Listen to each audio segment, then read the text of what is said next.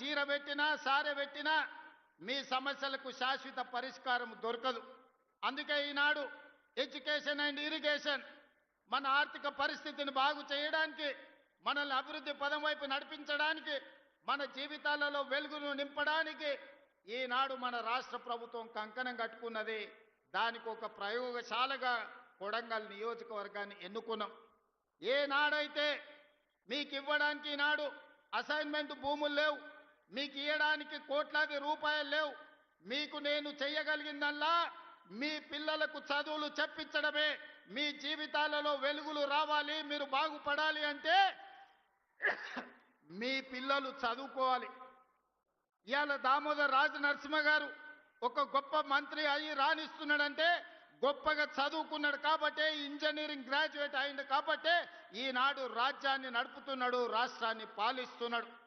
ఇవాళ చదువుకున్న వాళ్ళు ఈ వేదిక మీద ఉన్న కలెక్టర్లు కావచ్చు, ఐఏఎస్లు కావచ్చు, ఐపీఎస్లు కావచ్చు, పేద రైతుల కుటుంబాలను, దళితులను, గిరిజనులో పుట్టిన వాళ్ళు బాగా చదువుకున్నారు కాబట్టే ఇవాళ వాళ్ళు ఈ వేదిక మీద గొప్ప వాళ్ళై కూర్చున్నారు.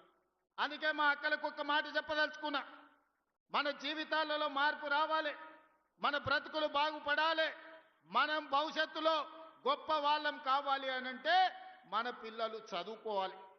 మన పిల్లలు చదువుకోవాలంటే పాఠశాలలు ఉండాలి, పాఠశాలలకు వెళ్ళడానికి అవసరమైన వసతులు ఏర్పాటు చేయాలి. అందుకే ఈనాడు అక్షయ పాత్ర వాళ్ళతో మాట్లాడి కొడంగల్ నియోజకవర్గంలో దామన్నా 312 పాఠశాలలు ఉన్నాయి. 28,000 మంది విద్యార్థులుంటే ఉదయం తల్లిదండ్రులు కూలి పనికో వ్యవసాయం పనులకు వెళ్ళినప్పుడు ఆ పిల్లలకు టిఫిన్ పెట్టకపోతే కాలే కడుపుతో బడికి వస్తే వాళ్ళు సరిగ్గా చదువుకోలేకపోతున్నారని ఆలోచన చేసి అక్షయ పాత్ర వాళ్ళతో మాట్లాడి అమ్మ ఎట్లా ఆలోచన చేస్తుందో, అన్న ఎట్లా ఆలోచన చేస్తాడో ఆ విధంగా ఆలోచన చేసి ఈనాడు కొడంగల్ నియోజకవర్గంలో ప్రతిరోజు ఉదయం అక్షయ పాత్ర వాళ్ళ సహకారంతో 28,000 మంది విద్యార్థులకు ఉదయం పూట నాష్ట పెడుతున్నాము. ఈ సంవత్సరం బడికి 5,000 మంది విద్యార్థులు పెరిగినరు. ఒకనాడు టిఫిన్ చేయకపోవడం వల్ల, ఇంటి దగ్గర పనులు ఉండడం వల్ల పిల్లలు పాఠశాలకు దూరం అయినరు, చదువులకు దూరం అయినరు. అందుకే ఆలోచన చేసి నా కొడంగల్ నియోజకవర్గంలో ఏ ఒక్క విద్యార్థి కూడా ఆకలితో బాధపడకూడదు, ఆకలితో బడికి రాకూడదు, ఆకలితో చదువు మీద శ్రద్ధ కోల్పోకూడదని ఆలోచన చేసి ఈనాడు ప్రతి పాఠశాలలో 312 పాఠశాలల్లో 28,000 మందికి ప్రతిరోజు ఉదయం ఒక మంచి నాష్ట పెట్టి వాళ్ళ ఆరోగ్యాన్ని కాపాడడమే కాకుండా వాళ్ళ ఆకలి తీర్చే ప్రయత్నం చేస్తున్నాం. ఇది సరిపోతుందా అంటే సరిపోదు. అందుకే ఈనాడు ఈ ప్రాంతంలో ఈరోజే మనం ఈరోజే పునాది రాయి వేసుకున్నాం.